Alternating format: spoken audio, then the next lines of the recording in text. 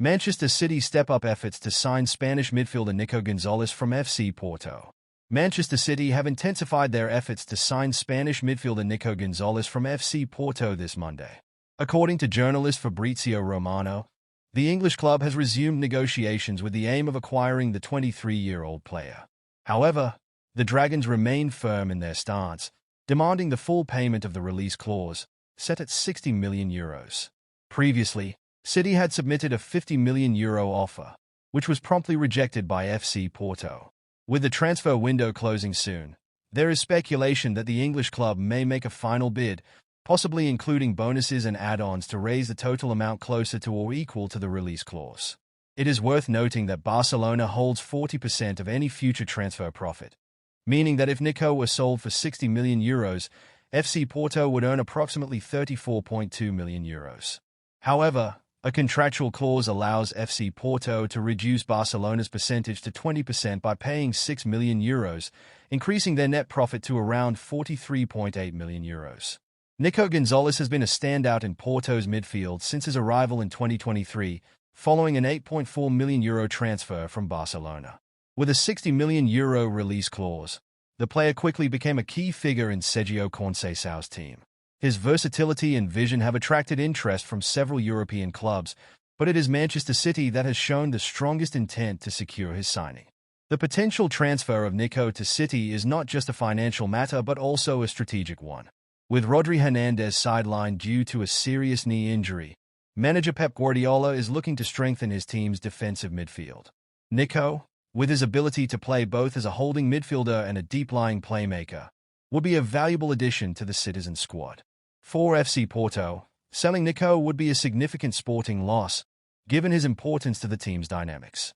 However, the financial gain could be reinvested in new signings, strengthening other areas of the squad. Moreover, Porto's ability to develop and sell players for substantial fees has been a hallmark of the club's management in recent years. From the player's perspective, the opportunity to play in the Premier League under Guardiola's guidance is undoubtedly appealing.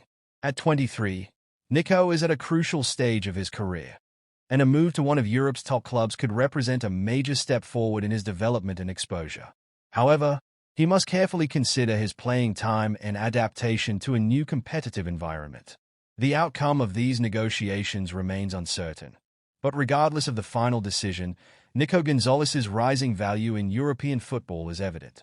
His rapid progression reflects not only his individual talent but also FC Porto's ability to identify and develop top-level players. For Porto fans, the next chapters of this transfer saga will be followed closely, with hopes that the final decision benefits the club as much as possible. In short, the potential transfer of Nico González to Manchester City involves a complex web of financial and sporting interests. While FC Porto aims to maximize their return on investment, City seeks to strengthen their squad with a promising talent. For Nico, the move represents a growth opportunity but also a significant challenge. The unfolding of this story will be closely watched by football enthusiasts worldwide. Beyond the financial aspect, Nico González's potential move to Manchester City also reflects a common trend in European football: the relentless pursuit of emerging talents from other leagues by Premier League clubs. With their financial power and the need to maintain highly competitive squads, English teams frequently invest heavily in players who show potential to thrive within their tactical systems. In Nico's specific case, City's interest is not merely a gamble on his future but a direct response to the squad's current needs. The 2023-24 season has been challenging for the Citizens, particularly in midfield, where injuries have taken their toll. Rodri himself, a key pillar of the team, has struggled with physical fatigue due to the heavy match schedule.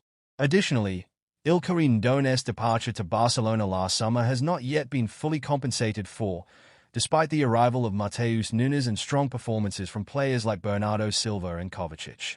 With Nico González, Guardiola would have a versatile player at his disposal, capable of operating both as a defensive midfielder and as a more advanced playmaker. His technical ability, combined with the tactical discipline honed at Barcelona and further developed at FC Porto under Sergio Conceição, makes him a highly desirable asset for any elite club. On the other hand, FC Porto's resistance to accepting offers below the release clause is understandable. The Portuguese club has a long-standing tradition of negotiating players for high fees, ensuring not only immediate profit but also a sustainable business model that allows for continuous squad reinvention.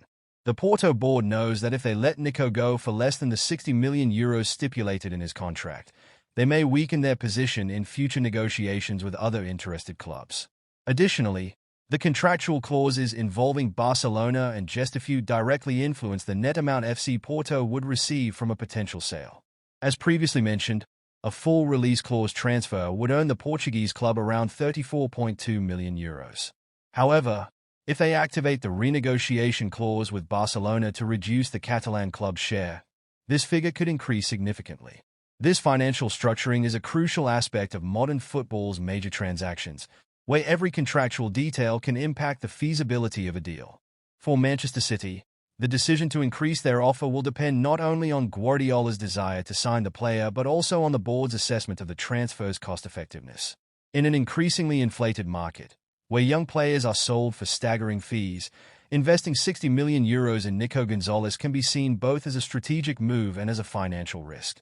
Another factor that could influence the negotiations is the player's own desire. According to sources close to him, Nico is keen on the possibility of playing in the Premier League and holds great respect for Pep Guardiola, whose playing philosophy aligns with the style he has developed since his youth days at Barcelona. However, transitioning to English football presents challenges, particularly regarding the league's intensity and physical demands. Many players who shine in leagues like the Portuguese or Spanish league struggle to adapt to the Premier League, and Nico would need to prepare for this transition. With time running out before the transfer window deadline, this deal could go down to the wire. If Manchester City decides to submit a final offer that meets FC Porto's demands, Nico González is likely to become the English club's latest signing. If not, the midfielder will remain with the Dragons at least until the end of the season, where he will continue to play a key role in the team's ambitions both domestically and in European competitions. Regardless of the final outcome, this transfer saga already highlights how much Nico González's value has risen in European football. His rapid ascent at FC Porto and the interest from a giant like Manchester City are clear signs that the Spanish midfielder is firmly on the radar of the world's top clubs. Now, it remains to be seen whether his future lies in the Premier League or if he will stay in Portugal for a while longer.